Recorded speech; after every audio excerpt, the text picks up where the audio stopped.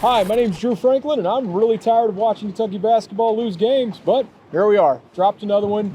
Kansas came to town for the grand finale of the Big 12 SEC Challenge, the last one ever. A final game against Kansas in this conference versus conference rivalry, and we got them in Rupp Arena after whooping them in Lawrence, Kansas last year. But this year, Kansas got their vengeance and snapped their 3-game losing streak and ended Kentucky's 4-game winning streak with a 77-68 victory on our beloved Wildcats. Here with the usual rapid reaction crowd. Drew, Jack, that's not Jack, that's Zach.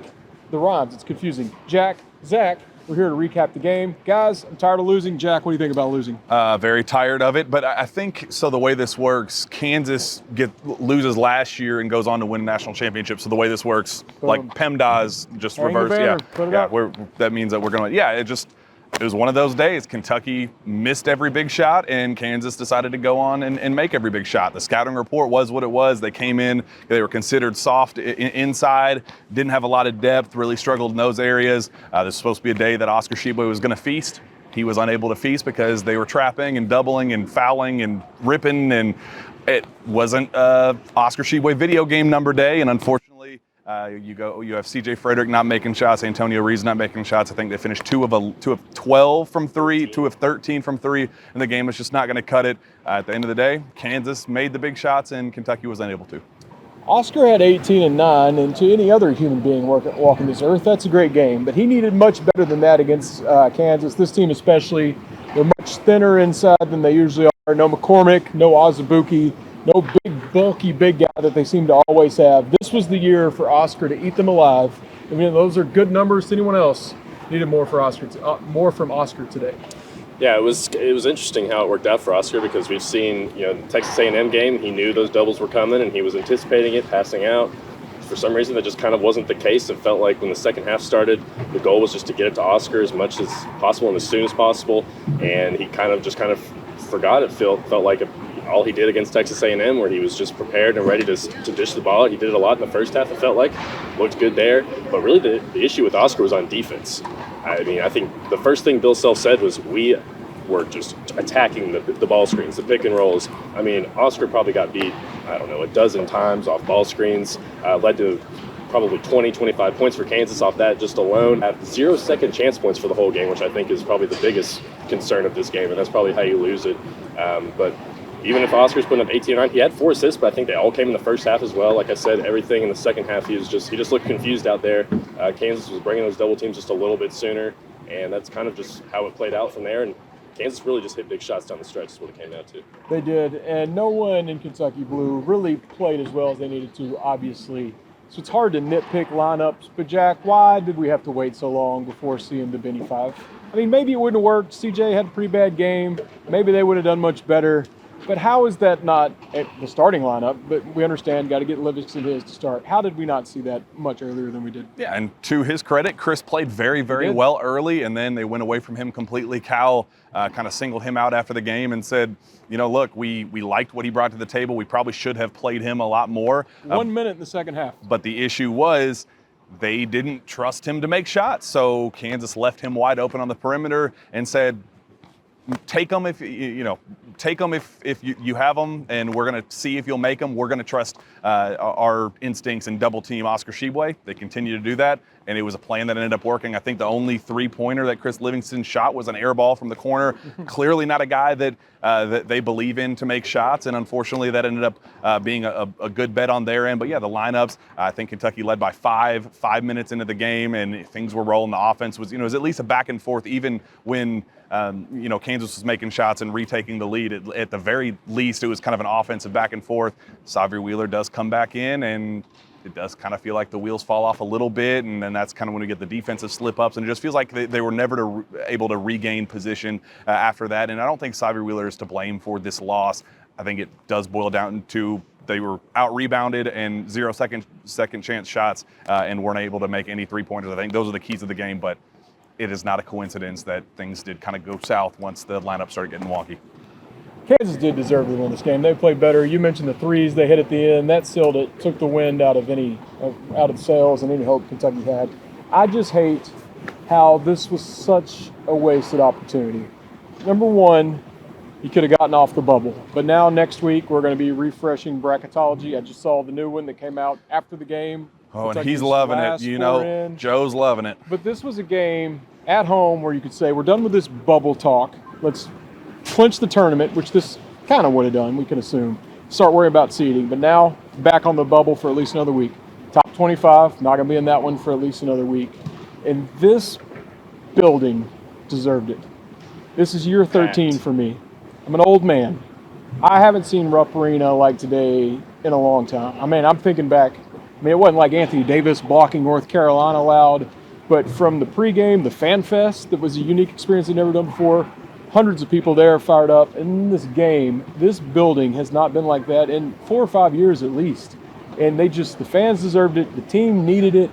Everything was right to get off this damn bubble, to gain another win against Kansas in the all-time wins race, for who that matters to. They're now up 7, gained a full game here. They just wasted what would have been a perfect Saturday, and that's what's the most frustrating. I mean, yes, CJ missed shots. We can have the Wheeler-Wallace lineup debate, but Lexington was meant to win this game, and we're going home with Kansas being the winning team, and that's what sucks the most about this, Zach. Yeah, I haven't been covering this team for too long, but I think that was easily the best home crowd since before the COVID all hit. I mean, it was packed from, I was walking in an hour beforehand. The place was already over half full. Not to butt in, but you're young. When's the last time you remembered students getting here at like 6 a.m. and lining up down the sidewalk like that? We did that for a few Florida games in like the Tubby years. They didn't do it when I was. That did not happen. So shout out to the Sack Pack. For organizing all that, because it was impressive. I think it was 10 a.m. they were lining up for this game, and like even when it started, Kentucky got off to a 9-4 start, and this place was like on the verge of just exploding, and then things just slowed down from there after about the first 8 minutes. UK just started fumbling. It was really the lineups is where, I think the most confusing part was at the very end we saw 4 guards, where it was Xavier, Cason, CJ Antonio, and Lance Ware. That was new. Was a very interesting one. Granted, Oscar and Jacob both got 2 fouls there in about the last 10 minutes of the first half, and that's really when the wheels started to fall off. It was about the last 10 minutes of the first half where I think Kentucky really just bombed this game away, because they actually played well, honestly, in the second half. But like you said, when Jalen Wilson, who played like an All-American today, was hitting some of the toughest shots I've ever seen a guy hit here in Rupp Arena, and we've seen guys hit tough shots in Rupp Arena, but they were just hitting timely shot through timely shot.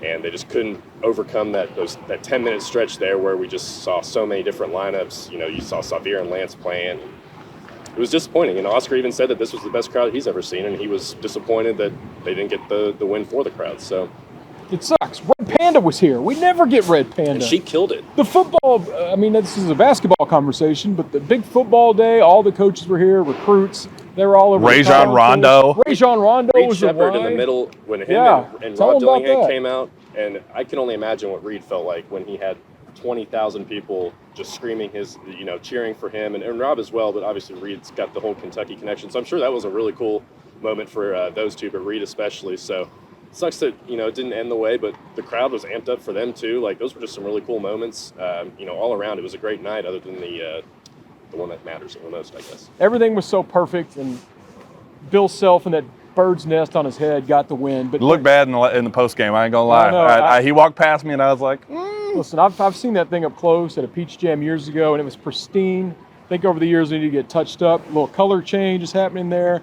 Enough about his wig, though. What do we do next? You got Ole Miss. I think you got to win that. But, what does that really do for the season? This was, as we said earlier, this was such a resume builder and getting off that bubble, and we're back to just having to wait and see what's happening. And I guess if you're looking for positives and reasons to be optimistic, I don't think much has changed about the trajectory of this team long term. I still feel the same, I think, leaving the Vandy game as I did going into this. I truly think it did come down to missed shots and just not being able to, fight on the glass. And that's, something that Kansas has really struggled in all year long. Bill Self said after the game, we prayed that we were going to be able to fight on the glass, and they end up actually beating Kentucky on the rebounding battle. So I think it's just a couple fluky things, and had a couple shots fall, and they got good looks, and the guys that you want taking shots took them. It wasn't like we got a bunch of Jacob Toppin threes or Chris Livingston threes. The guys that you want taking shots had open looks, and they just weren't making them. And it's an issue. We're kind of getting past once they start making shots,